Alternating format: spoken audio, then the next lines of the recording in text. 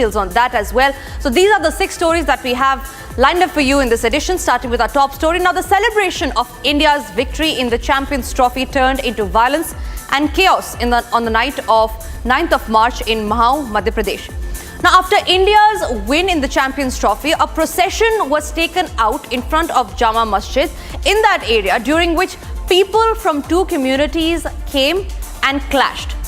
Now, we'll show you CCTV visuals. In CCTV number 1 that Republic has access, which is on your screen, watch how vandals stone pelted and set the bike on fire on a complete rampage. They did not stop there. Not just did they target the shops, but also pelted stones on the car and then set them on fire. So clear instigation that is now coming to fore. And when we talk about bikes, we just do not mean bike of civilians, but there were bike of police officers, police personnel as well, that were burnt down into ashes. In CCTV number 2, watch how masked men wielding sticks destroyed the property and the evidence, the CCTV visual as well. The Clincher 2 videotapes bring out the true story of what actually happened on the 9th of March in Mahau in Madhya Pradesh. Sumit, my colleague, is joining me on the broadcast on that. Sumit, there are proof of how this was an orchestrated violence.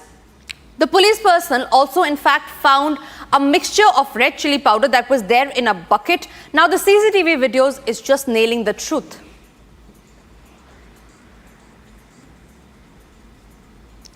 बिल्कुल, ये जो अब एक के बाद एक हम videos दिखा रहे हैं, चाहे वो मिर्च के पानी का घोल बनाना हो गर्म पानी के अंदर, उसके लिए तैयारी करना हो, स्टोल हैंडलिंग के लिए जो है चाहे पत्थरों को तैयार करना हो, आग कैसे लगाई जा रही है उसकी पूरी तस्वीरें सामने आना हो, ये सभी चीज़ें बता रही हैं कि आखिर कैसे इस पूरी घटना को, पूरे इंसिडेंट को प्री प्लान किया गया था और अब इसी एंगल से जांच अब पूरे घटनाक्रम की चल रही है।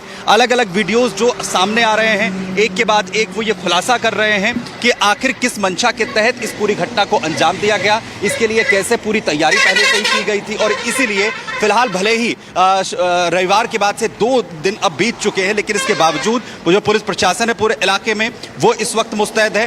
सब पूरा जो इलाका है वहां पर सिक्योरिटी फोर्सेस को हर गली पर, हर चौराहे पर और पूरे जामा मस्जिद इलाके में जो है वो डिप्लॉय किया गया है और साथ ही ड्रोन कैमरास की अब मदद जो है वो यहां पर ली जा रही है, क्योंकि इसके पीछे जो लोग हैं, अभी तक 9 FIR, 8 कल तक हुई थी, 1 FIR और दर्ज हुई है, जिसके बाद 9 FIR अब तक हो चुकी हैं। 2 लोगों पर अभी तक NSA अप्लाई किया गया है और साथ ही साथ 50 लोग जिन्हें नामजद किया गया है उन पर कार्रवाई लगातार चल रही है। बड़ी बात यह है कि इनके खिलाफ जहां पर नामजद कार्रवाई हो रही है आखिर, और साथ ही साथ अब यह सुनिश्चित किया जा रहा है कि होली का त्योहार क्योंकि अब पूरी तरह सर पर है, उस वक्त में किसी भी तरीके की जो घटना है महू के अंदर अंजाम असामाजिक तत्व ना दे सके, इस पर पूरी तरीके से फोकस करने की कोशिश इस वक्त यहां पर प्रशासन की तरफ से की जा रही है, जिसके लिए मैसिव कदम यहां पर उठाए जा रहे हैं। जी बिल्कुल सुमित, बहुत बहुत धन्यवाद आपका हमारे साथ सारी जानकारी शेयर करने के लिए। Moving on to the other stories from Madhya Pradesh to what's happening in the state of Bihar. Now in Bihar Assembly, name calling has hit to a new low.